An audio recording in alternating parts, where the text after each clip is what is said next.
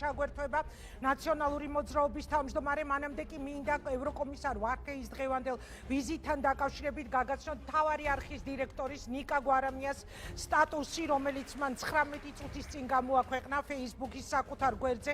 ევროკომისარ ვარჰეის დღევანდელი განცხადებები საქართველოში დემოკრატიული პროცესების პოზიტიური განვითარების შესახებ დამაბნეველი და იმედის გამაცრუებელია. ეჯგარეშია თუ როგორ იქნება ეს გზავნილები გამოყენებული სამთავრობო პროპაგანდის მიერ ქართული ოცნების უმძიმესი ავტოკრატიული მმართველობა ევროკავშირის სახელითვე გამოცხადდება ევროკავშირისთვე მისაღებ მმართველობა და უარესი. მთავარი გზავნილი იქნება, რომ მნიშვნელოვანი არ არის არც ევროპარლამენტის, არც სხვა ევროსტრუქტურების თუ საერთაშორისო აქტორების განცხადებები და პოზიცია, რადგან ოლიგარქი ივანიშვილი ბოლოს მაინც ყველაფერს დაალაგებს. ასევე არ იწვევს ერთს ივანიშვილის უძლეველობის მითის განსამტკიცებლად, მძიმედ იქნება ექსპლუატირებული ის გარემოებაც, რომ კომისარი ვარჰეი იპიპიდან გარიცხული უნგრეთის პრეზიდენტის ვიქტორ ორბანის გუნდის წევრია და პრემიერი ღარიბაშვილი რამდენიმე დღის წინ სწორედ ორბანს შეხვდა და ორბანმა მას, ანუ ივანიშვილს და არა საქართველოს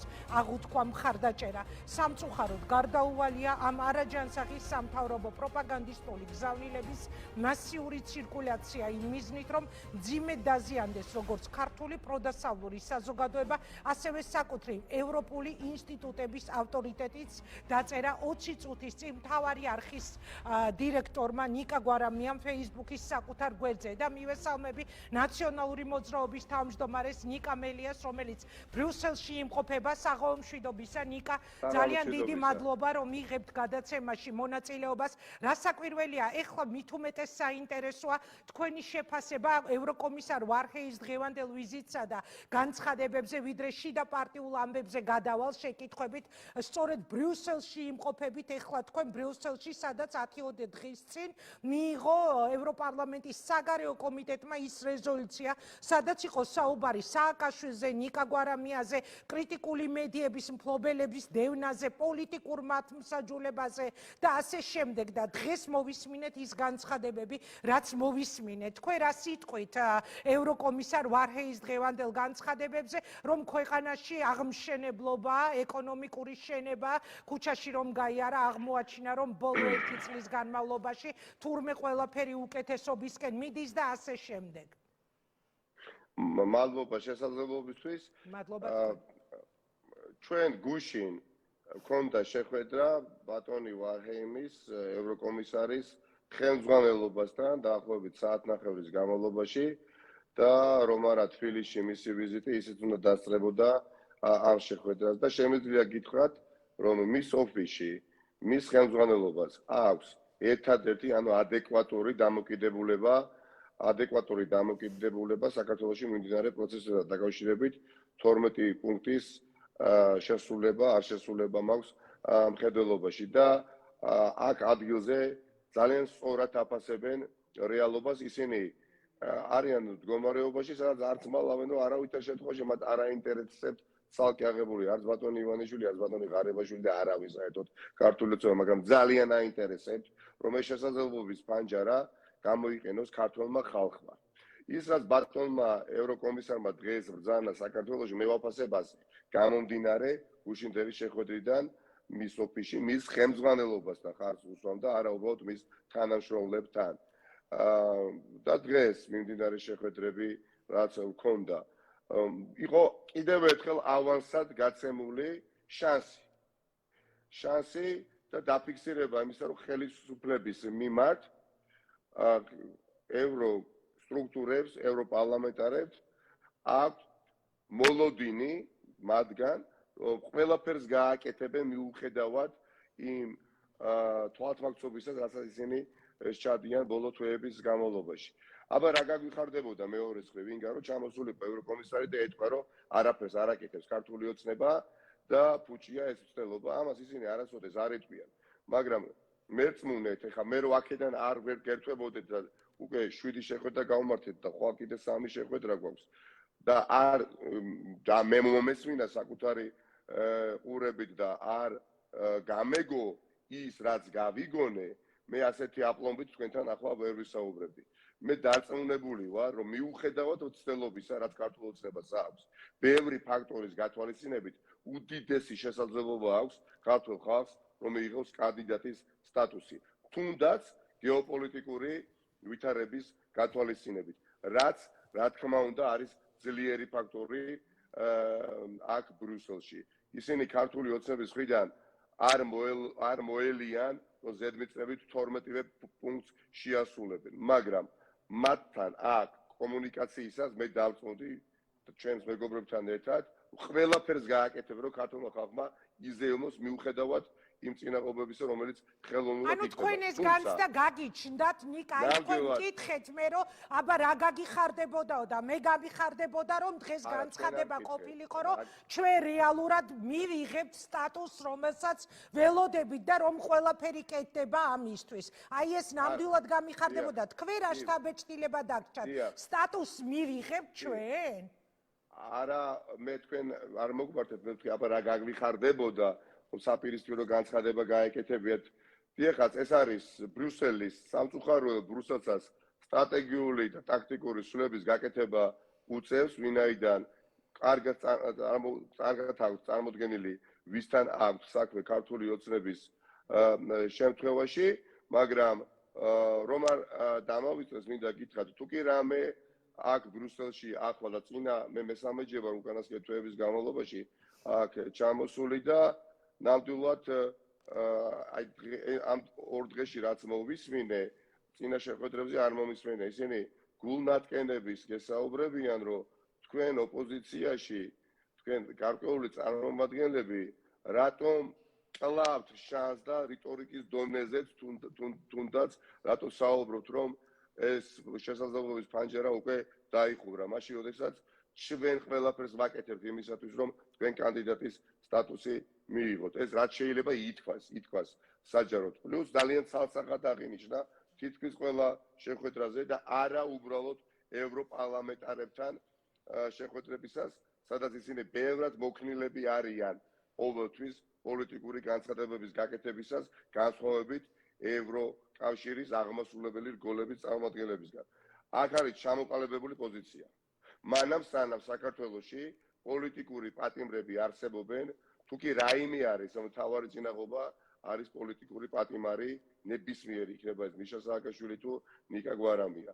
აი ეს ცალსახად აღინიშნება და ამ მიმართულებითაც მე გარწმუნებთ აქტიური მუშაობა მიმდინარეობს მათი სტრატეგიული და ტაქტიკური გათვლების გათვალისწინებით. და მე ვფიქრობ, მე ასე გავუწევდი რეკომენდაციას ნებისმიერ საქართველოს მოქალაქეს, როგორც საქართველოს მოქალაქე, რომელსაც შესაძლებლობა ჰქონდა ბოლო 2 წლის განმავლობაში უშუალოდ შეხვედრა და გადაწყვეტილებების მიღების პირებს, რომ შევხედოთ ბატონი ევროკომისარის მიერ გაკეთებულ განცხადებებს, როგორც პრაგმატული თვალსაზრისით გამომდინარე გაკეთებულ განცხადებებს, რომელიც მიზნად ისახავს საქართველოსთვის მინიჭებას ევროკავშირის სტატუსისა მიუხედავად იმ წარმოუდგენელი ხელშესახები წინააღმდეგობისა, რომელსაც თვითონ თვენდე ქართული ოცნება რაღაც ცოცხალი კედელებით აღმართავს. ნიკა, ეხლა თქვენ ამბობთ, რომ ბრიუსელში იმყოფებით და გქონდათ შეხვედრები ძალიან მნიშვნელოვანი. როგორ ფიქრობთ, ნაციონალური მოძრაობის თავმჯდომარის რანგში ეს თქვენი რიგითი მორიგი შეხვედრები არის თუ ეს არის ამ რანგში თქვენი ბოლო შეხვედრები, გამომდინარე იმ განვითარებული პროცესებიდან, რაც ხდება ეხლა თქვენს პარტიაში და მე არ მქონია შანსი თქვენთან მესაუბრა ამ პროცესებზე, მაინტერესებს გავიგო როგორია თქვენი რეაქცია. ეს თქვენი ბოლო ვიზიტია თავმჯდომარის რანგში ბრიუსელში. დიდი მადლობა ამ შეკითხვისთვის. ბოლო ვიზიტია ეს ჩემი თავმჯდომარის რანგში თუ არა, ამას არ ვიქნები. ალბათ ბანალურად მაინც ჟღერს ეს ფრაზა რაც უნდა ვთქვა. რა თქმა უნდა, ამას გადაწყვეტს პარტია ნაციონალური მოძრაობის ამორჩევლები, მხარდაჭერები და პარტიის წევრები, მათი აბსოლუტური უმრავლესობა. მე მოლოდინი მაქვს, რომ მინიმუმ 10% მაინც ჩვენი პარტიის მხარდაჭერებისა ამორჩევლებისა მიიღებენ ამ არჩევნებში მონაწილეობას, ვარაუდობ სადღაც 50-70,000 ადამიანს. და როდესაც უშუალოდ საარჩევნო კამპანია დაიწყება და ჩვენ შესაძლებლობა გვექნება, რომ ძალიან გულწრფელები ვიყოთ როგორც პოლიტიკოსები ჩვენი პარტიის ხარდაჭერებისა და ამორჩევლების მიმართ და მათ მიეცემათ გააზრებული არჩევანის გაკეთების შესაძლებლობა, მე ვფიქრობ, რომ თამამად შემიძლია თქვა ეს ვერავითარ შემთხვევაში ვერ იქნება ჩემი ბოლო ვიზიტი პარტიის თავმჯდომარის რანგში აქ. უკაცრავად დაგაკონკრეტებინებთ, მომეცემა შესაძლებლობა ვიყოთ მოგვეცემა შესაძლებლობა ვიყოთ ძალიან გულწრფელები. ანუ რამის თქმას აპირებთ, როგორც იტყვიან კარტების გახსნას აპირებთ, ისეთი რამეების თქმას აპირებთ, რაზეც აქამდე არ გისაუბრიათ? ეს იგულისხმეთ ახლა? არა, როდესაც საარჩევნო კამპანია იმართება, რაც არ არის უცხო პარტია ნაციონალურ მოძრაობისთვის, არც თუ ისე ცოტა ნაციონალურ მოძრაობის წარმომადგენლისთვის, ლიდერისთვის, არც ჩემთვის არ არის უცხო არჩევნები, არც შიდა პრაიმერისი, არც ელექტრონულ ფორმატში გამართული არჩევნები, მით უმეტეს არც გარე არჩევნები, 5 ჯერ მიასპარეზია სხვადასხვა ტიპის არჩევნებში და მე ვფიქრობ, რომ ამ პროცესში თუ კი რამე შეიძლება კომფორტი შემძინოს პოლიტიკურ პროცესს გულისხმობ არის არჩევნები, იქნება შიდა და გარე და რატომ? ხო, მაგრამ გულწრფელობაში რა იგულისხმეთ? მე გამიჩნდა განცდა, რომ რაღაცის თქმასაა ნონსენსი. არა, პარტია ნაციონალური მოძრაობის ამორჩეველი ყოველთვის იმსახურებდა და იმსახურებს კონტეს სრული წარმოდგენა დაწყებული გეგმებთან დაკავშირებით, შესრულებულ და შეუსრულებელ გეგმებთან დაკავშირებით, ხედვასთან დაკავშირებით, როგორ ხედავთ ჩვენ პოსტბიძინა ივანიშვილის საქართველოს, როგორ უნდა მივახციოთ პოსტბიძინა ივანიშვილის საქართველოს, ანუ მანამდე როგორ უნდა მოხდეს ცვლილებები, როგორი არის ჩვენი აწყო. ამაზე მე მგონი აქამდე უნდა ქონოდათ ინფორმაცია თქვენს მხარდამჭერებს, ნიკა. ამაზე აქამდე უნდა ქონოდათ ინფორმაცია და როდესაც თქვენ გადანაშაულებენ იმაში, რომ კოორდინაცია აღარ იყო მთელ პარტიასთან და იყო ბევრი ცხენა თანაპარტიელების მხრიდან, იყო ბევრი პრეტენზია, ეხლა აი ამ თემას თქვენ ნებით თუ უნებლიეთ ხომ არ შეეხეთ, იმიტომ რომ ეს ყველაფერი აქამდე უნდა ყოფილიყო ცნობილი თქვენი თანაპარტიელების.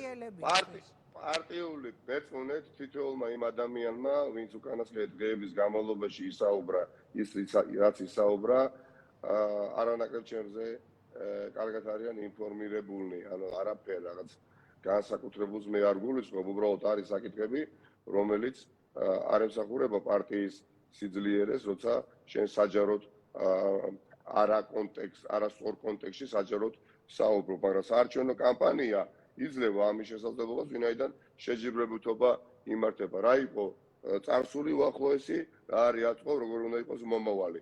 რა როგორ ვერ მიიღწა, რა მივახციეთ, როგორ ხედავ მე პირადად გუნდის კიდევ უფრო გაძლიერებას და ბევრ კიდევ სხვა საკითხთან დაკავშირებით, რომელთა ნაწილზე გეთახვებით მე არასოდეს არ მისაუბრია, არა იმიტომ, რომ არ მინდოდა საუბარი დიახაც არ ვთვლიდი საჭიროდ, ვინაიდან პარტიის ინტერესებს ეს არ მოემსახურებოდა. საარჩევნო კამპანია დიახაც გავალდებულებს შენ უკვე როგორც კანდიდატს იყო პრაგმატული, იყო გონივრული, იყო გულწრფელი და იყო საქმიანი. ანუ მაინც გულწრფელობას მეორედ ახსენებ თუ მესამედ, ანუ მაინც რაღაც ისეთის თქმას აპირებ, რაზეც აქამდე არ გისაუბრია და რა არის, რას ეხება ეს? ამ წლების განმავლობაში მე ამ პარტიაში არ ვარ 8 არც 8 და არც 9 თვე და არც 1 წელიწადი. მე ამ პარტიაში ვარ უკვე დაახლოებით 9 წელიწადია და შეუერთდი თქვენ იცით პარტიას, როდესაც პარტია აღარ სარგებლობდა არც სახელმწიფო პრივილეგიებით და აღარ იყო ერთი სიტყვით ხელისუფლებაში და ეს პარტია ჩემთვის მართლაც ოჯახის ტოლფასია 9 წელიწადი. მე აქ უამრავი თანამებრძოლი, უამრავი მათგანი, ძალიან ერთგული თანამებრძოლი შევიძინე და აქ გავატარე ჩემი ცხოვრების საუკეთესო წლები და ბრძოლაში. ეს არის უბრალოდ კლასიკური პოლიტიკის კეთების პლატფორმა, სადაც მე იშვიათად გინაღი ვარ ხო გალსტუკით, ვინაიდან სულ სხვა არენაზე ვიწევდა ბრძოლა და მაგრამ არასაკმარისად ჩაგითვალათ რაღაც ნაწილმა ეს ბრძოლა და თქვენ ჩემზე კარგად იცით მთავარი პრეტენზია არ გაკეთდა ყველაფერი და მაქსიმუმი მიხეილ სააკაშვილის დასახსნელად ტყვეობიდან და დაშლილი საპროტესტო აქციები აი ეს ორი არის უმნიშვნელოვანესი რასაც ბოლო პერიოდში გიყენებდნენ თქვენ მთავარ პრეტენზია და ამის მიღმა ეხლა როცა უკვე განცხადებები კეთდება თქვენი მოწინააღმდეგე მხარის წარმომადგენელთა მხრიდან გვესმის რომ კოორდინაცია არ იყო პარტიის წევრებთან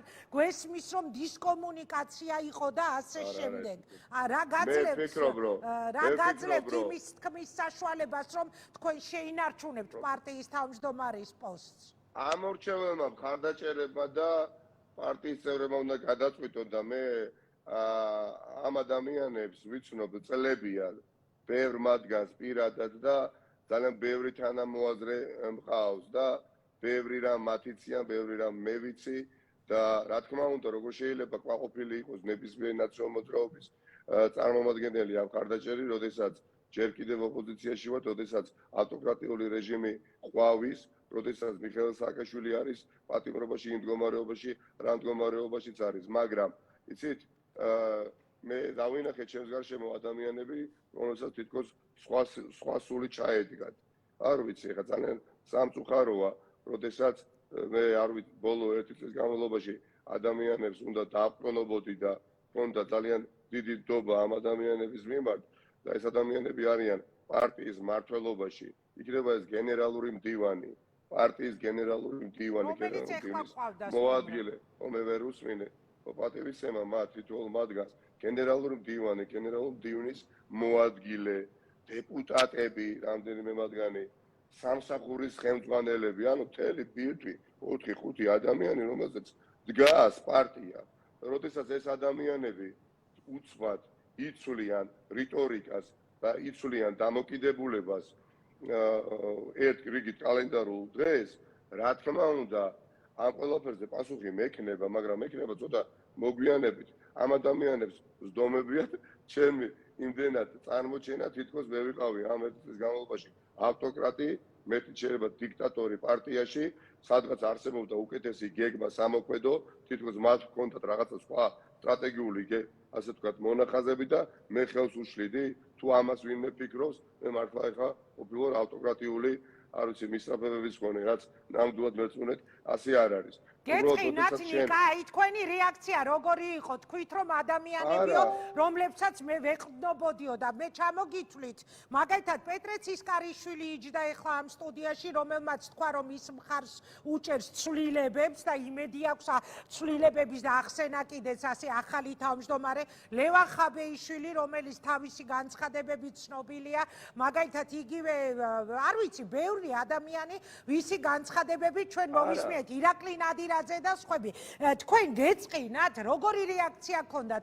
სიურპრიზი იყო თქვენთვის ამ ადამიანების განცხადებები. აი იმ ერთ მშვენიერ კალენდარულ დღეს, როგორც თქვენ თქვით, რომ გაიღვიძეთ, უცებ მოულოდნელი იყო ეს ყველაფერი. მაშინ როცა ახლა ყოველდღიურ რეჟიმში არა სიტყვის მასალად უბრალოდ ბევრს უსაუბრია ჩვენს თანამებრძოლებს ყოველდღიურად, როდესაც შენ საუბრობ გამოსავალზე, საუბრობ მომავალზე, საუბრობ დაგეგმარებაზე, ადამიანებთან, ვინც არის დასაყრდენი ბურჯებს წარმოადგენენ პარტიისა და მე 2 დღის განმავლობაში ეს ადამიანები მოულოდნელად გაუჩინარდებიან და აღმოჩნდებიან სხვა შენობაში და გააკეთებენ იმ განცხადებას, რაც გააკეთეს, ხო და ამის შემდეგ კომენტარებს აკეთებენ თითქოს იქ ახალგაზრდები, რომელთაც დიდ პატივს ვცემ, ნაწილ მათგანს ძალიან კარგად ვიცნობ, თურმე თავიანთი ინიციატივით ჩაუტარებიათ ბრიფინგი და მათ ისევე შეიტყვეს, როგორც მე და თქვენ შევიტყვეთ და უბრალოდ მე პოსტფაქტუმ ხარი დაუჭირეს. იცით, აქ მინიმუმ ძალიან დიდი არაგულწრფელობა თან ქონდა საქმე. ჩვენ ქონდა გეგმაში და მე ასე ვისურვებდით, ეს პარტიის ინტერესს წაადგებოდა კონსოლიდირებული, შეთანხმებული გეგმით წარდგენილიყავით საზოგადოების წინაშე იმ კონტექსტში, მით უმეტეს რა კონტექსტშიც ჩვენ ვარსებობთ, როგორც საქართველოს მოქალაქეები გამოწვევების პირისპირ, მაგრამ ნაცვლად ამისა ჩვენ ვიხილეთ სხვა სურათი. თუ რატომ ვიხილეთ? ამას თავისი ახსნა. არა, ეხლა უნდა გკითხოთ, ხო, თავისი ახსნა აქვს, როდესაც ამბობ. რატომ ახლა, რა მოხდა ახლა და რა მიზანი ქონდა მაშინ ამ ადამიანების განცხადებებს თქვენს წინააღმდეგ? ეს ძალიან მნიშვნელოვანია, თქვენ რა სიტყვით? ჩემთვის ყველაზე მნიშვნელოვანია, რომ ამ პროცესიდან დარწმუნებული ვარ, პარტია კიდევ უფრო მაღალ სიმაღლეებზე ავიდეს, არა უბრალოდ არჩევნების შემდეგ ჩემი გამარჯვებით დასრულდება. არა, მომდევნო წლებში ეროვნულ კამპანიაში მიაღწიოს პარტიამ გამარჯვებას და ეს შიდა არჩევნები დიახაც იქნება საწინდარი დასაწყისი მნიშვნელოვანი და რატომ ახლა, ნიკა, რატომ ახლა ადამიანების განცხადებები გადაწყვიტეს, გაეკეთებიათ ის, რაც გააკეთეს. და ვინ გააკეთა ამასაც ხო დიდი მნიშვნელობა აქვს პარტიებისგან მათ. ვიზეც წესი და რიგით ასევე დაწილდება ხო პასუხისგებლობა და ძალიან თანაბრად. თქვა აქ პეტრემ, რომ ჩემზეც ვრცელდება და სხვებზეც, ვინც მართალ გოლში ვიყავით. ამის შემდეგ, როდესაც 3 დღის განმავლობაში შიდა პარტიულ პაექრობას აქვს ადგილი და იჩენენ რამდენიმე მათგანი აგრესიას და ეს ხელშესახები იყო მათ შორის თქვენს ეთერებში. ახლა მე, როდესაც ეთერებში დავდივარ, გავცხარებულ ვარ და უფრო მეტად ვიდრე გავცხარებულ ვარ და ეს ყველაფერი ყოფილა ივანიშვილის რეჟიმის წინააღმდეგ და ნერვების ვერ მომიტოკავს და ვერც ემოციები, მაგრამ შიდა პარტიულ საკითხებზე, როდესაც საუბრობთ და აგრესიას ვამჟღავნებთ, რომელიც არ არის უბრალოდ როგორც მინიმუმ გონივრული ქმედება, აი აქ მე ვიგრძენი საბოლოოდ, რომ სხვა საკითხებთან დაკავშირებითაც უნდა გქონდეს საუბარი, მათ შორის საჯაროდ, იმიტომ რომ ასეთი საკითხები სპონტანურად არ წყდება, რაც შემდეგ საზოგადოებისთვის ანუ ამბობთ რომ სხვა შორის აი როცა ამბობთ რომ ეს ეთერები მათ შორის თქვენი ტელევიზიის ეთერითაცო მაგალითად ძალიან ხმაურიანი აღმოჩნდა ლევან ხაბეიშვილის ეთერი დიანა ტრაპაიძესთან ლევანს გულის ხმობ და მე მაინტერესებს ნიკა მაშ ეს ადამიანები თავისი დამოუკიდებლად მოქმედებენ ეხლა და მათ არა აქვთ საფუძველი წამოაყენონ ის პრეტენზიები რასაც მათგან ისმენ რატომ არ გაკეთდა უფრო მეტი მიშას თავისუფლებლად იგივე სხვადასხვა მოქმედებებში რატომ არ იყო უფრო აქტიური პარტია არ აქვთ მათ ამის თქმის საფუძველი აქტიური პარტია მე თავდაბლობის გარეშე გეტყვით მე რომ ხედავდი დღეს და მithქვავს პარტიაში და დამენახა გამოსავალი რომელიც პარტიას კიდევ ბევრად მეტად გააძლიერებდა თუნდაც მიმდინარე წლის განმავლობაში მე ამ ნაბიჯს ბევრად ადრე გადავდგამდი სამწუხაროდ მე ეს გამოსავალი მათ შორის საკადრო ვერ ვიპოვე და ვერ ვნახე და თუ რამდენად ხედავდი ცვლილებების არსებობა და აუცილებლობას უბრალოდ თავად ჩემმა კოლეგებმა ძალიან კარგად იციან და ამ დღეების განმავლობაში მე პირადად და ძალიან ბევრი ალბათ 10,000-ობით პარტიის ხარდაჭერით დარწმუნდა ამ ცვლილებების აუცილებლობაში როგორც მინიმუმ იდეური შეუთავსებლობაა ხო შეუძლებელია გუნდი აღმასრულებელი იყოს დაკომპლექტებული რამდენიმე წამყვანი თანამდებობის პირის მიერ, მათ კონკრეტული პასუხისმგებლობა ჰქონდეთ და ერთ-ჩვენი დღეს ისინი პასუხისმგებლობას აკისრებენ მხოლოდ ერთ ადამიანს ამას გეკითხებით. არაფერი შემთხვევით გავრცელებული ვერსიები იმის შესახებ ორი გვარი სახელდება, ერთი დავით კეზერაშვილი, მეორე ვანო მერაბიშვილი. ამასთან დაკავშირებით თქვენი რეაქცია, თქვენი კომენტარი როგორია? მაშ რა მოხდა? ამბობთ რომ ერთ დღეს გაიღვიძეთ და დაგხვდათ სიურპრიზი.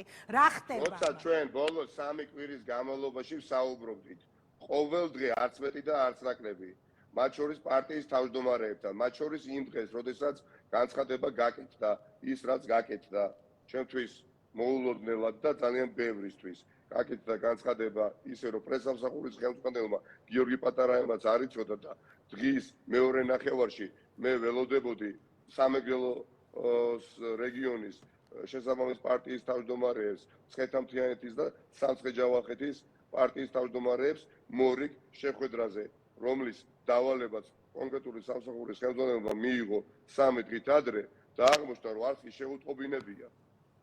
მაშინ როდესაც 3 საათზე შეხვედრას ველოდებოდი, რომ სამეგრელოს თავმჯდომარეები პარტიის სამცხე ჯავახეთი. ანუ გადატრიალება გაქვთ პარტიაში, ხო, ამას ამბობთ, ეგ იგივეა ეხა რომ მე რომ მიმყავს ეთერი, შემოვიდეს აქ რეაქციის გუნდი და უცებ ხმამაღლა განცხადება გააკეთო, რომ მე აღარ შეიძლება ვიყო ამ გადაცემის წამყვანი, რომელშიც ისინი მუშაობენ.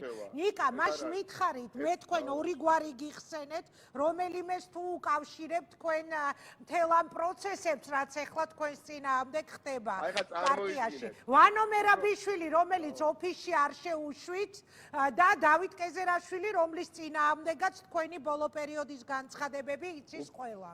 უფრო პრაქტიკული მაგალითი რომ მოვიყვანო საზოგადოებამ, რომ კაფეოდ გამიგოს. აი წარმოიდგინეთ დღეს თქვენ დიანა ტრაპაიძე და ვიკა და არ ვიცი, ნებისმიერი სხვა ზალიკო უდუმაშვილი რომ თათბიროვდეთ 13 კვირის განმავლობაში. ყოველ დღე დღისით, დილით, საღამოს და ერთ-ერთ დღეს თქვენ მიხვიდეთ დიანა ტრაპაიძე მოვიდეს სამსახურში და ზალიკო და ვიკა წავიდეს სხვა შენობაში და ჩაატაროს ბრიფინგი. ხო, გაჩნდება ეჭვები და ამ ეჭვებს რა თქმა უნდა საფუძველი აქვს და კონკრეტულ კითხვებთან დაკავშირებით, რასაც თქვენ მეკითხებით უკვე მეორეჯერ, დიახა, ძალიან საინტერესოა საზოგადოებისთვის გაიგოს სრული სიმართლე ყველაფერთან დაკავშირებით, საქმიანად ყოველგვარი სკანდალის გარეშე და ამ სიმართლეს საზოგადოება გაიგოს. თქვენ იცით ეს სიმართლე და აპირებთ ლაპარაკს, ანუ ვინ დგას ამ კამპანიის უკან, იცით და აპირებთ ამას? ეხლა რომ მითხრათ არ გინდათ? ჩემთვის მნიშვნელოვანია, რომ პარტია ნაციონალური მოძრაობა იყოს პოლიტიკური ორგანიზაცია და პოლიტიკური პარტია და არა ბიზნეს ორგანიზაცია და არა თუნდაც ნახევრად ბიზნეს ორგანიზაცია. ჩემთვის მნიშვნელოვანია, რომ პარტია ნაციონალური მოძრაობა თავისი მმართველობის სტილით იდეურად იყოს დიახაც იმ პრინციპებზე დაფუძნებული, რა პრინციპებზეც დაფუძნდა ეს თავის დროზე, როდესაც მიხეილ სააკაშვილმა ჩამოაყალიბა პარტია ერთიანი ნაციონალური მოძრაობა. ამიტომ, როდესაც მსგავსი სურათი იხატება მერწმუნეთ, ეხლა ბავშვები ხო არა ვართ, შევთხოვით, არაფერი არ ხდება. მე თქვენ გვირდებით, თქვენს ამორჩეულს ვირდები, უბრალოდ თქვენს მაყურებელს ვირდები, რომ ყველაფერთან დაკავშირებით აუცილებლად ვისაუბრებთ. მაგრამ არა ეხლა. საარჩევნო კამპანია არის საუკეთესო ადგილი ამ ყველაფერს. კარგი, აი ეხა ჩემს ჩატში ვიკა და ზალიკო წერენ, რომ მელია წყალს გვიმღრევსო. ანუ ხუმრობთ, რასაკვირველია, ხუმრობთ, მაგრამ ეხლა ამ წყლის ამღრევას თუ კი გადავიტანთ იმ პროცესებში, ამ ხუმრობით ჩაწერილ მესიჯებს ჩემს ჩატში, ჩვენს ჩატში, თუ გადმოვიტანთ თქვენი პარტიის რეალობაში, ეს არის თქვენი მოხსნისთვის დაწყებული კამპანია. ანუ დღეს არ აპირებთ თქმას, მაგრამ იტყვით, ვინ დგას ამ კამპანიის ეს არ პირველი შემთხვევა არის უკანასკნელი 2 წლის განმავლობაში და არც მეორე შემთხვევა არის ჩემი თავმჯდომარედ ყოფნის პერიოდში. ამასთან დაკავშირებითაც რა თქმა უნდა იქნება საუბარი და თუ კი პრეტენზია არის ჩემს მიმართ გასაზიარებელი, რომ დღემდე მიხეილ სააკაშვილი ვერ გავათავისუფლე, დიახაც ეს პრეტენზია მიღებულია. და დღემდე მე მიხეილ სააკაშვილი ვერ გავათავისუფლე. თუმცა ნიკა გვარამია ვერ გავათავისუფლე. ამ პრეტენზიას მე აუცილებლად გავითვალისწინებ, მაგრამ ადამიანებს ავიწყებათ, როდესაც მათ აქვთ უფლება წაუყენონ სხვა პრეტენზია, ავიწყებათ, რომ ასევე არიან პრეტენზიის ობიექტები. მინიმუმ ის ადამიანები, ვიზეს დგას პოლიტიკური ერთიანი ნაციონალური მოძრაობის პარტია, როგორც პოლიტიკური ორგანიზაცია, მაგრამ წილი ნაყარია, მათი არჩევანია. მე მაქსიმუმად ვცდილობდა ვეცდები, ვიყო ძალიან კონსტრუქციული მათთან ურთიერთობისას, განსაკუთრებით საარჩევნო კამპანიაში. და იცით რატომ? იმიტომ რომ პარტია ნაციონალური მოძრაობას ყავს მართლაც განსხვავებული ტიპის. გავიგე, მესამე დაგისახელეთ ორგვარს და ბოლო კითხვა უნდა დაგისვათ სააკაშვილთან დაკავშირებით. განსხვავებული პატრიოტული სულისკვეთების მქონე ხალხი, ეს იმას ამიჩნევს, რომ სხვა პარტიებს არ ყავთ ანალოგიური. კი, თქვენ განსაკუთრებული ამომრჩეველი ხართ ნაციონალურ მოძრაობას. სულ ვამბობ ამას, რაღაც იდეით და ბრძოლის უნარიანობით ახსავსე ძალიან ბევრი ადამიანი, 9 მილიონზე მეტი, როგორც რაც არ უნდა ყინვეული იყოს, რაც არ უნდა ნაღალატების განცდა დარჩენოდა ძალიან ბევრ ჩემს თანამოაზრეს მეგობარს, ჩემი თხოვნა იქნებოდა ყველამ შევხედოთ ამ პროცესს, როგორც სახელმწიფოებრივ პროცესს. კარგი. მე დარწმუნებული ვარ, რომ ამ პროცესში გაიმარჯვებს ღირსება, მათ შორის ადამიანური, ღირსება, მათ შორის პოლიტიკური და არა ანგარება და არა ფული. ეს იქნება ლაკმუსის ქაღალდი ჩემის აზრით მთელი პოლიტიკური სპექტრისთვის. რა იმარჯვებს საქართველოს პოლიტიკაში? ფული, ანგარება, ღირსება ადამიანური თუ ღირსება პოლიტიკური. იდეა თუ პრინციპები. უპრინციპობა თუ იდეისგან დაცლილი პროცესი. მე დარწმუნებული ვარ, ვიცნობ რა პარტია ნაციონალური მოძრაობის ამორჩევლებს და ხარდაჭერებს დიდ ნაწილს მათგანს პირადად მხოლოდ ერთადერთი სწორი არჩევანი გაკეთდება. მე არ ვამტკიცე, რომ მე ვარ მართალი, არასოდეს არ მიკადრებია ეს არც ჩემი თავისთვის, არც ამორჩევლებისთვის. მაგრამ მე კი ნამდვილად თავდაბლობის გარეშე ვამბობ, რომ მე დგავარ დღეს იქ, სადაც არის სიმართლე. კარგი, მე გითხარი, ვახსენებთ ხო ორ გვარს ისევ, ვანო მერაბიშვილი თუ დავით კეზერაშვილი, ვის ხედავ ამ პროცესების უკან, ნიკა, თუ გამცემ ამაზე პირდაპირ პასუხს და ბოლო კითხვა უნდა დაგისვათ. არათუ არ გაგცემთ ამაზე პასუხს. აუცილებლად გაგცემთ, უბრალოდ მოგვიანებით, როცა საარჩევნო მაშინ შეპირდით, რომ ჩემს ეთერში გავცემთ ამაზე პასუხს. ნიკა, ბოლო კითხვა, პეტრე ცისკარიშვილს დაუსვიმე წეგან ეს კითხვა, გუშინ კობანაყოფია, რომელმაც მოინახულა მიხეილ სააკაშვილი, გამოვიდა კლინიკიდან და ჟურნალისტებთან თქვა, რომ სააკაშვილს არ მოსწონს პროცესები, რაც ახლა ნაციონალურ მოძრაობაში ვითარდება და რა დროს ეს არის. ეს არის სააკაშვილის პოზიციაო. თქვენ რამე იცით მიშას პოზიციის შესახებ, რამე შემონათვალი გქონდათ იგივე ნაყოფიას პირით, პეტრე ცისკარიშვილმა თქვა, რომ მას არ სჯერა ბოლომდე კობანაყოფიას ინტერპრეტაციის, აი ეს იყო მისი პასუხი. მე ერთი რამ ვიცი და ერთი რამის ვჯერა, მიხეილ სააკაშვილი არ უნდა იყოს იქ, სადაც არის და ასევე ვჯერა, რომ მალე იქ არ იქნება. და იმისაც ვჯერა, რომ მის მდგომარეობაში მყოფი ადამიანი, სამშობლოში მიხეილ სააკაშვილის სახელი და გვარი არ უნდა იქნეს გამოყენებული მით უმეტეს შიდა პაექრობისას, არც ვიღაცისთვის სასარგებლოდ და არც ვიღაცისთვის საწინააღმდეგოდ. ამ შემთხვევაში არც ჩემს საწინააღმდეგოდ არ უნდა გამოიყენოს არავინ, არც მე უნდა გამოიყენო ვიღაცის საწინააღმდეგოდ, არც მე სასარგებლოდ და არც ვიღაცამ თავის სასარგებლოდ. რატომ? იმიტომ რომ ადამიანი არის მდგომარეობაში, რომელიც თავის აჩრდილს გავს და ნაცვლად იმისა და რაზეც საუბრობთ 3 კვირის განმავლობაში, თითოეული 3 თვის განმავლობაში ასევე მთელი სტრატეგიული ტაქტიკური გეგმა ჩვენ ხედავთ მისი ჯანმრთელობის მდგომარეობის გათვალისწინებით იყო დაცვის მხრიდან ადამიანი რამენაერად გადავიყვანოთ საზღვარგარეთ და ჩვენი პარტიული ინტერესი, პარტიული გეგმა და სტრატეგია მაქსიმალურად თანხმედრაში მოდიოდა ობიექტურ რეალობასთან. ობიექტურ რეალობასთან რომ არ გავხტარიყავით ხელის შემშლელი ფაქტორები და მე ვფიქრობ ახლა ადამიანები არიან რომლებიც იყენებენ ძალიან ჩემის აზრით მორალისგან შორს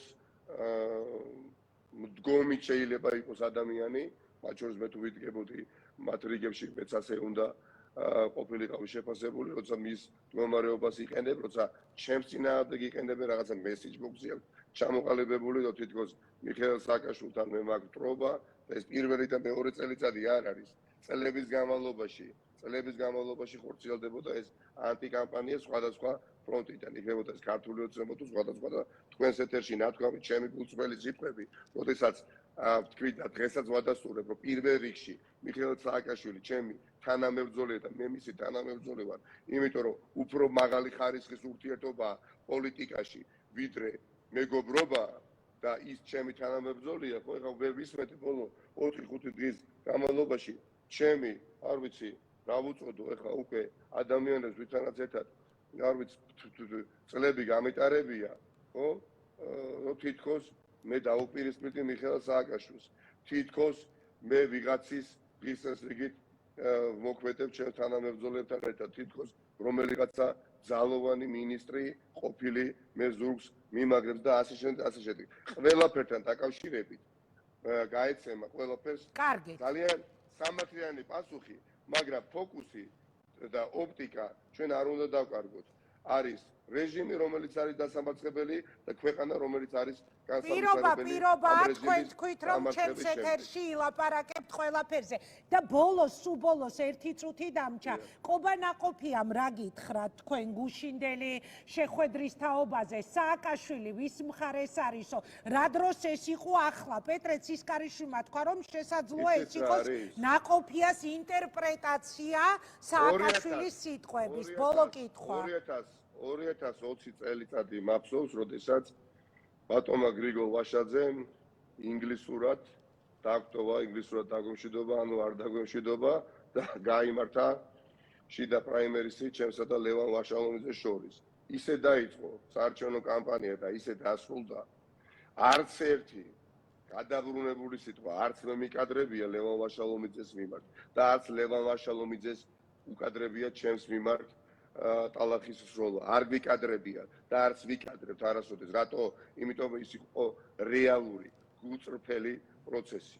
და მაშინ, როდესაც საარჩევნო კამპანია დაწყებული არ არის და პირველი 3 წლის განმავლობაში აგრესიის გარდა იმ ადამიანების მხრიდან არ მიგვიღია, რომელთა პირდაპირ პასუხისგებლობა იყო წლების განმავლობაში, მათ შორის რომ პარტია ყოფილიყო ბევრად უფრო ძლიერი, ხო, ზოგი ჭირი მარგებელია პროცესია, დიახაც ყველასთვის.